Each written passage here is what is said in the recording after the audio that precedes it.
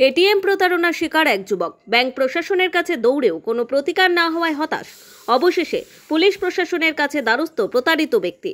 দক্ষিণ 24 পরগনা জেলার লক্ষ্মীকান্তপুর স্টেট ব্যাংকের এটিএমে টাকা তুলতে গিয়ে প্রতারণার শিকার হলো এক যুবক। খোয়ালো 20,000 টাকা। ইংরাজি 20/6/2024 তারিখে আনুমানিক সকাল 7:40 নাগাদ 20,000 টাকা তোলার জন্য এটিএম কাউন্টারে যাই, কিন্তু কোনো রোলিং হয়নি, কোনো আওয়াজও হয়নি, টাকাটা বেরও হয়নি। আমি প্রায় 1.5 থেকে 2 মিনিট ওখানে দাঁড়িয়েছিলাম। স্ক্রিনে ওখানে ব্যালেন্সটা অলরেডি মাইনাস শো করে দিয়েছে, কিন্তু আমি টাকাটা হাতেও পাইনি। ঘণ্টাখানেক পরে আমি SBI যে কাস্টমার কেয়ার আছে সেখানে ফোন করে জানাই যে আমার এই সমস্যা হয়েছে। তো ওনারা একটা কমপ্লেন নাম্বার নিয়ে একটা কেস নাম্বার আমাকে দেয়, এটা রাখার জন্য বলে যে আপনি 3 দিন পরে টাকাটা রিটার্ন পেয়ে যাবেন, রিফান্ড পাবেন। তো 3 দিন সময় আমি চুপচাপ ছিলাম, চেষ্টা করছিলাম যে দেখি 3 দিন পরে কি হয়।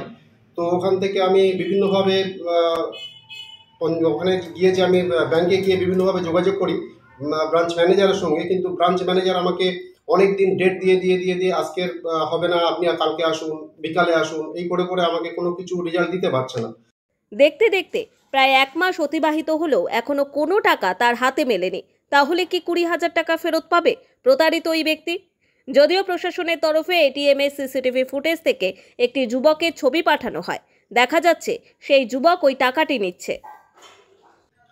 ইন দ্য টাইম যখন আমার ওই সমস্যাটা ওই রকম জায়গায় হয়ে গেছে, তখন আমি থানাতে যখন এটা কমপ্লেনটা করতে যাই, সেখানে আমাকে প্রায় 3 বার যেতে হয়েছিল কমপ্লেনটা লেখানোর জন্য। কারণ প্রথমে ওখান থেকে আমার বলা হয়েছিল না, এইভাবে কমপ্লেন হয় না, আপনি সাইবার ক্রাইমে যান, ওখান থেকে আপনার কমপ্লেন নেওয়া হবে। তো আমি জানতে চেয়েছিলাম যে স্যার 20,000 টাকার নিচে শুনেছি যে 20,000 টাকার নিচে হলে থানাতে কমপ্লেন করলে সাথে সাথে ওটাকে কমপ্লেনটা নেওয়া হয় বলে, সাথে সাথে সেদিন বিকাল 4টে, 4:30, 5টা নাগাদ একটা মেল আসে থানা থেকে এবং সেই মেলে কপিটা পাঠায়।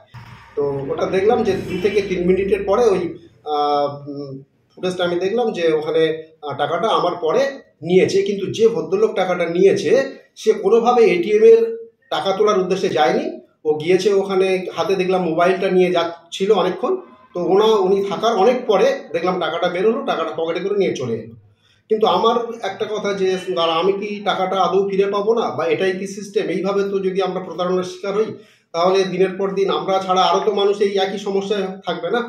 তো যার জন্য আমি চাইছি যে প্রশাসনের কাছেও অনুরোধ করছি এবং ব্যাংক কর্তৃপক্ষের কাছে অনুরোধ করছি, যদি আমার খুব দরকার আছে এই টাকাটা, যদি এই টাকাটা আমাকে রিকভারি করা হয়, তো তাহলে আমি প্রশাসন ও ব্যাংকের কাছে কৃতজ্ঞ থাকবো।